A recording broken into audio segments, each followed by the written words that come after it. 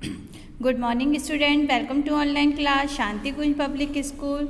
सारे बच्चे आज सोशियोलॉजी निकालेंगे और आज आपको मैं कुछ इम्पोर्टेंट्स जो है आपको कुछ टॉपिक्स बताऊंगी जो कि आपके अभी ऑनलाइन जो है टेस्ट स्टार्ट होने वाले हैं बच्चों। तो आपको जो है इन दोनों चैप्टर्स में आज आपका चैप्टर फर्स्ट और सेकंड मैं दोनों कंप्लीट करूंगी, ठीक है।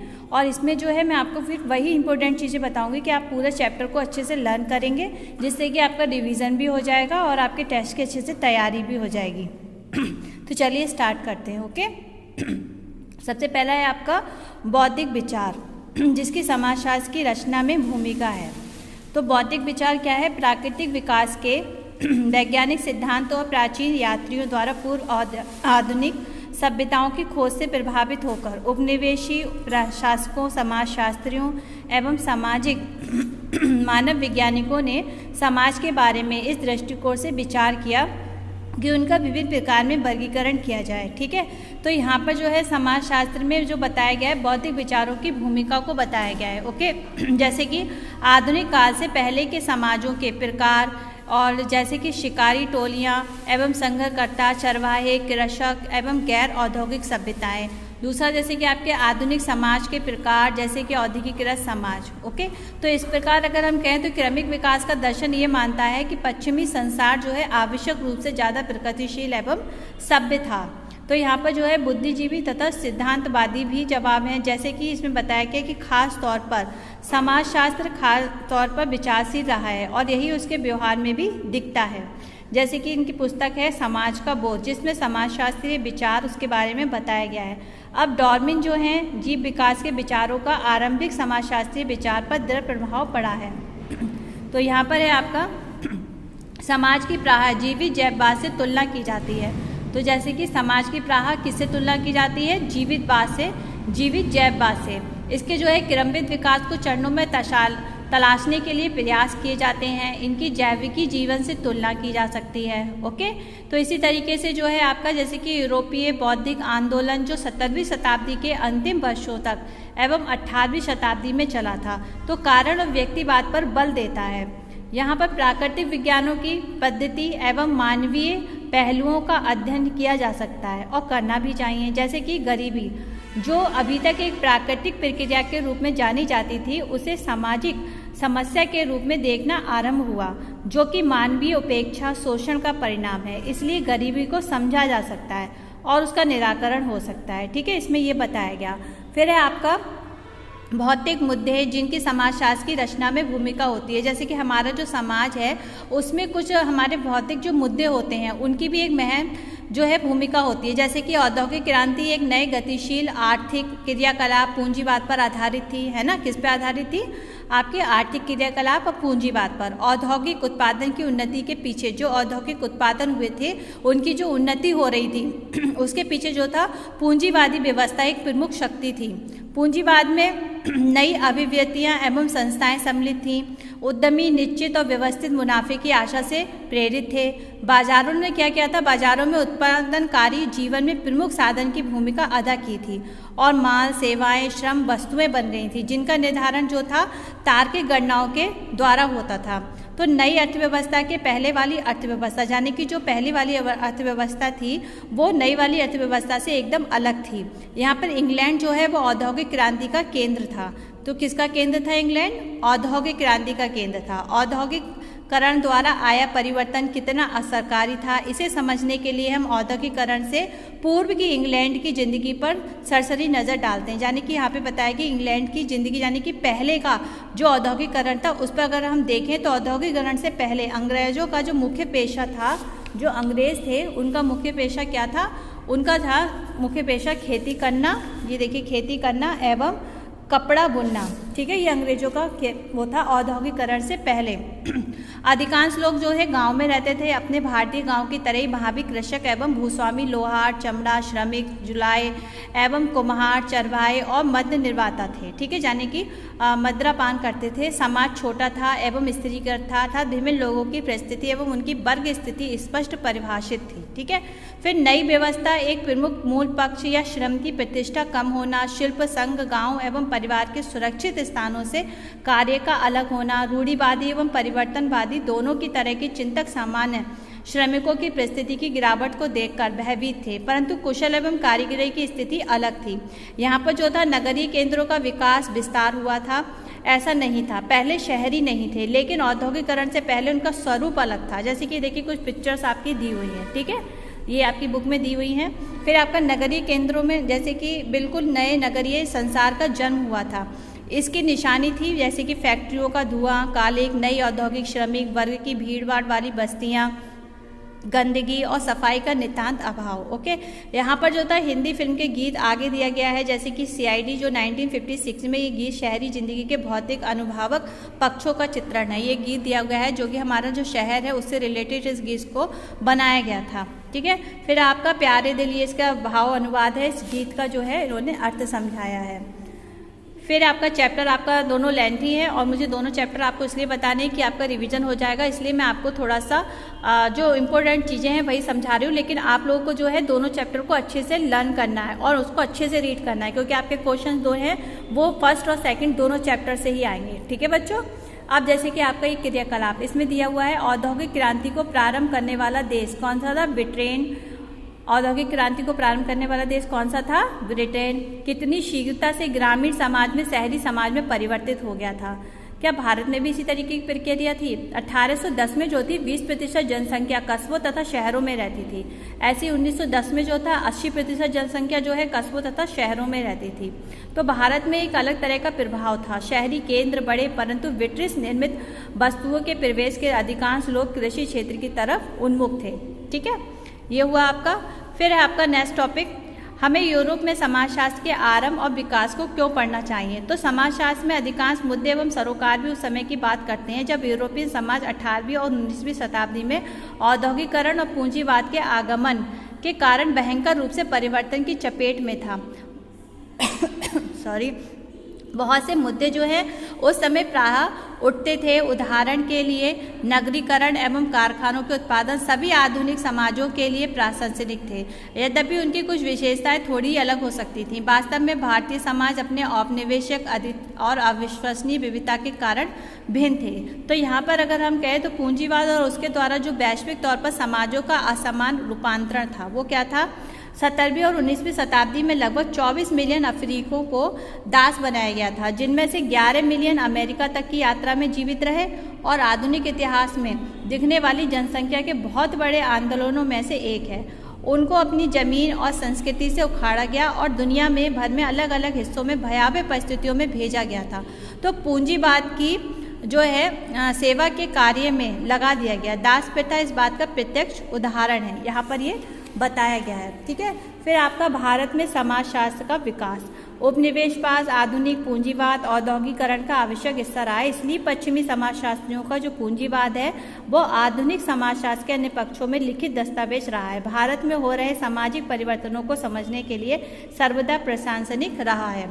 तो हमारे भारत में जो पिछले काफ़ी समय से विश्व की एक महान कपास उत्पादन कार्यशाला थी, अब इंग्लिश धागों और सूती सामानों से भरा पड़ा है। इसके पहले उत्पादन को इंग्लैंड से बाहर निकालकर जो है अत्यंत निर्मम शर्तों पर स्वीकार करके अंग्रेज उत्पादकों को उनके उत्पादन पर केवल थोड़ा और नाम मात्र शुल्क लगाकर भारी मात्रा में यहाँ लाकर स्वदेशी वस्त्र उद्योग को बर्बाद कर दिया गया था, जो कि कभी यहाँ की शान हुआ करते थे। तो यहाँ पे जो है मार्क्स जो हैं इन्होंने 1853 और देसाई ने 1975 में ये उद्धृत किया था। तो भारत में समाजशास्त्र को भारतीय समाज के बारे में पश्चिमी लेखकों द्वारा और लिखित दस्तावेजों और विचारों से जूझना पड़ता था, ठीक है। फिर है आपका नेक्स्ट, समाजशास्त्र का विषय क्षेत्र एवं अन्य सामाजिक विज्ञानों से संबंधित। हमारा जो समाजशास्त्र है उसका जो संबंध है वो कई सारे और भी विषयों से संबंधित है। वह कौन कौन से विषय हैं? तो देखिए, सबसे पहला आपका है समाजशास्त्र एवं अर्थशास्त्र। अर्थशास्त्र क्या है? अर्थशास्त्र जो है वस्तुओं और सेवाओं के उत्पादन वितरण का अध्ययन, शास्त्रीय आर्थिक उपागम, पूर्ण रूप से आर्थिक चर अंत संबंध का वर्णन है। कीमत, मांग, पूर्ति का संबंध, मुद्रा प्रवाह, यानी कि हमारी जो आर्थिक जितने भी काम होते हैं, ठीक है, यानी कि कीमत है, वस्तुओं की मांग है, उसकी पूर्ति है, उसका उत्पादन है ना, पैसों का लेन देन है, और आपका आगमन है, निगमन है, यानी कि बाहर से क्या कौन सी चीज़ आ रही है, कौन सी चीज़ जा रही है ना, आयात निर्यात। तो ये सारी चीज़ें आपकी अर्थशास्त्र में आती हैं, और ये सब चीज़ें किससे संबंधित है? ये सारी चीज़ें हैं आपकी समाजशास्त्र से संबंधित हैं। ठीक है, तो समाजशास्त्र का अर्थ जो है वो आपका अर्थशास्त्र से भी है। समाजशास्त्र एवं राजनीति शास्त्र, समाजशास्त्र जो है राजनीति विज्ञान से भी जुड़ा हुआ होता है। कैसे? जैसे कि हमारे देश में देखिए राजनीति है, हमारी कई सरकार है ना, तो समाजशास्त्र राजनीति विज्ञान के बीच में भी पद्धतियों उपागमों की परस्पर अंतःक्रिया को बहुलता करता है। इसमें जो है राजनीतिक विज्ञान के मुख्य 2 तत्व केंद्रित हैं, एक राजनीतिक सिद्धांत और दूसरा सरकारी प्रशासन। ठीक है, दोनों में ही किसी शाखा में राजनीतिक व्यवहार का जो है गहन शामिल नहीं है।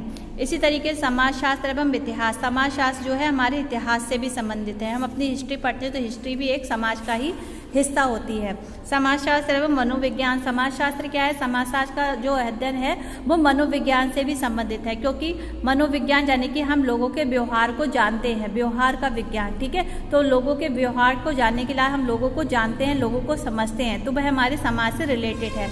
समाजशास्त्र का हमारे सामाजिक मानव विज्ञान से भी संबंध है। कैसे? इसमें जो है मानव विज्ञान, पुरातत्व विज्ञान, भौतिक मानव विज्ञान, सांस्कृतिक, इतिहास, भाषा, विभिन्न शाखाएं, सामान्य समाजों में जीवन के सभी पक्षों का अध्ययन शामिल होता है। ठीक है बच्चों, तो असम में चाय पत्ती तोड़ने वाले श्रमिक आपके पिक्चर्स दी हुई है, और ये देखिए ये इंपॉर्टेंट क्वेश्चन है।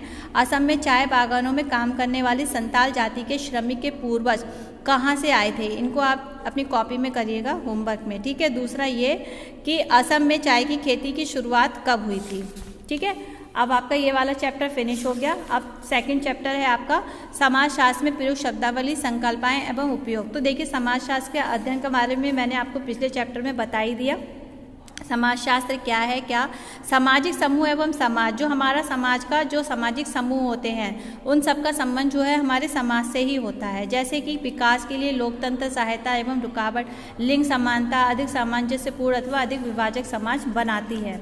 ठीक है, फिर है आपका एक सामाजिक समूह जो है कम से कम निम्न विशेषताएं होनी चाहिए। जो हमारा जो सामाजिक समूह बनता है उसमें कुछ विशेषताएं होनी चाहिए, जैसे कि निरंतरता के लिए दीर्घ स्थायी अंतःक्रिया, इन अंतःक्रिया का स्तर प्रतिमान, अन्य सदस्यों के साथ एक सी पहचान बनाने के लिए अमृत की भावना, अर्थात प्रत्येक व्यक्ति समूह के प्रति और इसके नियमों, अनुष्ठानों, प्रतीकों के प्रति सचेत होना चाहिए। ठीक है, कुछ विशेषताएं ये हैं जैसे कि सबकी रुचि होनी चाहिए, सामान्य मानक होने चाहिए, उनके मूल्यों को अपनाना चाहिए, और एक परिभाषित संरचना होनी चाहिए एक सामाजिक समूह के अंदर। तो सामाजिक संरचना का एक अर्थ क्या है? व्यक्तियों अथवा समूह के बीच नियमित और बार बार होने वाली अंतःक्रिया, यानी कि प्रतिक्रिया में प्रतिमानी अंतर, ये चीज़ें समूह के अंदर होनी चाहिए। अब समूह के कुछ प्रकार होते हैं, कौन कौन से होते हैं? देखिए, प्राथमिक और द्वैतिक सामाजिक समूह, ये सभी समूह जिनमें हम संबंधित होते हैं हमारे लिए समान रूप से महत्वपूर्ण नहीं होते, कुछ समय हमारे जीवन के लिए कई पक्षों को प्रभावित करते हैं। जैसे कि प्राथमिक समूह लोगों के एक छोटे समूह से होता है जो घनिष्ठ आमने सामने मेल मिलाप और सहयोग से द्वारा जुड़े होते हैं। प्राथमिक समूह के सदस्य जो है एक दूसरे से संबंधित होने की संभावना जो है परिवार, ग्राम और मित्रों के समूह प्राथमिक समूह के उदाहरण होते हैं। ठीक है, द्वैतिक समूह क्या होते हैं? द्वैतिक समूह जो है आकार में अपेक्षाकृत बड़े होते हैं, प्राथमिक समूह छोटे होते हैं, द्वैतिक समूह जो हैं वो बड़े होते हैं। ठीक है, जबकि द्वैतिक समूह का लक्ष्य क्या होता है? विद्यालय, सरकारी कार्यालय, अस्पताल, छात्र संघ और द्वैतिक समूह के उदाहरण हैं। समुदाय एवं समाज अथवा संघ, तो पुराने परंपरागत और कृषक जीवन की नई आधुनिक शहरी जीवन से उनके विभिन्न सामाजिक संबंधों, जीवन शैली के आधार,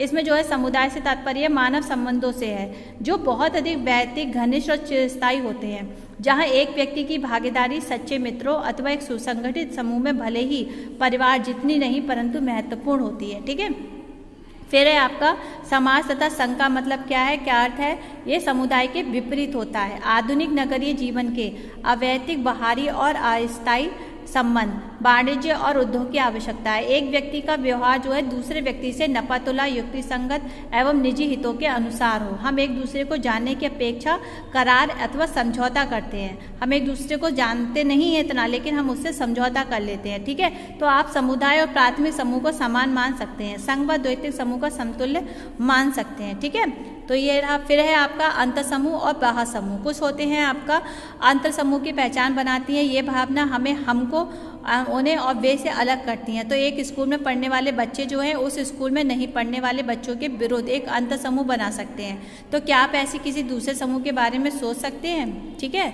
फिर है आपका नेक्स्ट है आपका संदर्भ समूह। संदर्भ समूह क्या होता है? किसी भी समूह के लोगों के लिए हमेशा ऐसे दूसरे समूह जिनको वे अपने आदर्श की तरह देखते हैं और उनके जैसा बनना चाहते हैं। जैसे कि हमने किसी समूह को देखा यह है ना, तो हम भी कहेंगे कि भाई हमारा भी ऐसा ही एक ग्रुप होना चाहिए। ठीक है, और हम उनको कॉपी करते हैं, उनको एक आदर्श की तरह देखते हैं, उनको अनुकरण करते हैं। ठीक है, फिर है आपका समवयस्क समूह। ये क्या होता है? ये एक प्रकार का, जैसे कि हमारा प्राथमिक समूह था वैसे ही होता है, जो कि सामान्य समान आयु के व्यक्तियों के बीच होता है, यानी कि एक ही आयु के व्यक्तियों का बना हुआ होता है और सामान्य व्यवसाय यानी कि एक ही बिजनेस जो व्यवसाय कर रहे हैं उनसे संबंधित होता है, तो समूह के लोगों के बीच बनता है। तो यहाँ पर जो है समवयस्क दबाव से तात्पर्य एवं समवयस्क साथी द्वारा डाले गए सामाजिक दबाव से व्यक्ति को क्या करना चाहिए क्या नहीं करना चाहिए, यानी कि ग्रुप में सारे व्यक्ति जो है अपनी अपनी बात को कहते हैं कि हमें ये करना है, हमें वो नहीं करना चाहिए। तो सामाजिक स्त्रीकरण क्या है? सामाजिक स्त्रीकरण से तात्पर्य है भौतिक या प्रतीकात्मक लाभों तक पहुँच के आधार पर समाज में समूह के बीच की संरचनाओं और समानताओं के अस्तित्व का करना। ठीक है, फिर आपकी जाति पर आधारित स्त्रीकरण व्यवस्था में व्यक्ति की स्थिति पूरी तरह से जन्म द्वारा मिली हुई होती है, परिस्थिति पर आधारित, ना कि उन पदों पर जो व्यक्ति ने अपने जीवन से प्राप्त किए हों। तो कहने का मतलब यहाँ पे ये नहीं है कि एक वर्ग समाज में उपलब्धि पर कोई योजनाबद्ध प्रतिबंध नहीं होता। प्रजाति और लिंग सरीकी पद्धति यानी कि थोपा नहीं जाता, जाति के हिसाब से जो है उसको कहा नहीं जाता। फिर है आपका वर्ग का वर्णन करने के लिए अनेक प्रयास किए गए हैं, जैसे कि मार्क्स, वेबर, प्रकार्यवाद ने जो है इसका जो है काफ़ी वर्णन किया है। ठीक है, फिर है आपका परिस्थिति एवं भूमिका की दो संकल्पनाओं परिस्थिति और भूमिका को अक्सर युगल संकल्पनाओं की तरह देखा जाता है। ओके बच्चों, फिर है आपका प्रकार्यवादी दृष्टिकोण के अनुसार सामाजिक नियंत्रण से तात्पर्य क्या है? व्यक्तियों और समूह के व्यवहार को नियमित करने के लिए उन पर बल प्रयोग करना, समाज में व्यवस्था बनाए रखने के लिए मूल्यों और प्रतिमानों को लागू करना।